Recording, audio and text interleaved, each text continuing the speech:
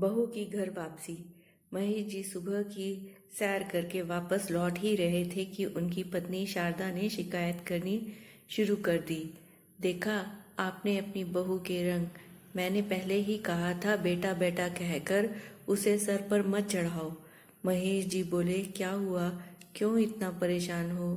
मैं सुबह नाश्ता बनाने जा रही थी तो कविता कहने लगी, मम्मी जी आप रहने दो, पहले मैं अपना और रितेश का नाश्ता बना लूं। आप और पिताजी तो घर पर ही रहते हो, बाद में नाश्ता कर लेना। मुझे आज तक किसी ने किचन में जाने से नहीं रोका, अब इनसे पूछकर किचन में जाना पड़ेगा।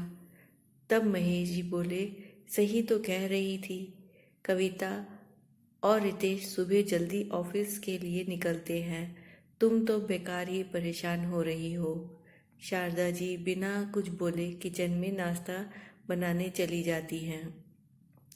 इसी तरह हर दिन बात बात पर शारदा जी अपनी बहू कविता से बहस करती रहती थीं।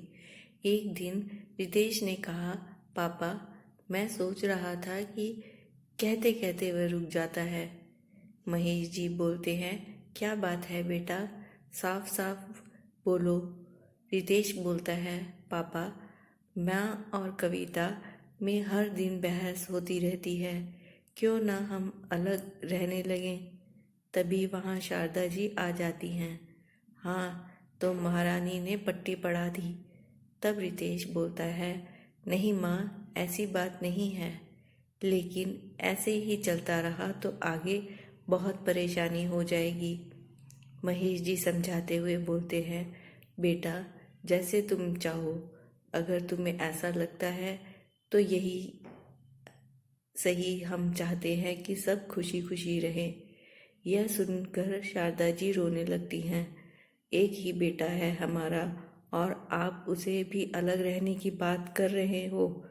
महेश जी बोले, जाने दो उसे, हम किसी को बांध कर नहीं रख सकते। अगले दिन कविता और रितेश अलग घर में रहने चले जाते हैं। इसी तरह कुछ दिन बीत जाते हैं। दोनों कभी कभी मिलने आते थे। एक दिन रात को 1 बजे रितेश का फ़ोन रिंग होता है। दूसरी तरफ महेश जी थे। महेश जी उसे बताते हैं कि उसकी माँ को सीने में दर्द था, वे उसे हॉस्पिटल लाए हैं, उन्हें माइनर हार्ट अटैक आया है। रितेश और कविता तुरंत हॉस्पिटल पहुंच जाते हैं। डॉक्टर शारदा जी को 1 सप्ताह तक हॉस्पिटल में रहने की सलाह देते हैं। कविता दिन रात शारदा जी की सेवा करती है। वह अपनी नौकरी की चिंता करे बगैर दिन रात हॉस्पिटल में रहती है।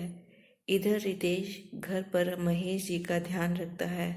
1 सप्ताह बाद जब डॉक्टर उन्हें डिस्चार्ज करता है तो कविता कहती है, माँ को हम अकेला नहीं छोड़ सकते, हम अब माँ पिताजी के साथ रहेंगे। यह सुनकर शारदा जी की आंखों में आंसू आ जाते हैं। वह बहू को पहली बार कहती हैं, बेटी मुझे माफ़ कर दे। कविता बोलती है, माँ जी आपकी बेटी होती तो क्या आप उससे माफ़ी मांगते? आज से आप कितना भी डांटें, हम आपको छोड़कर नहीं जाएंगे।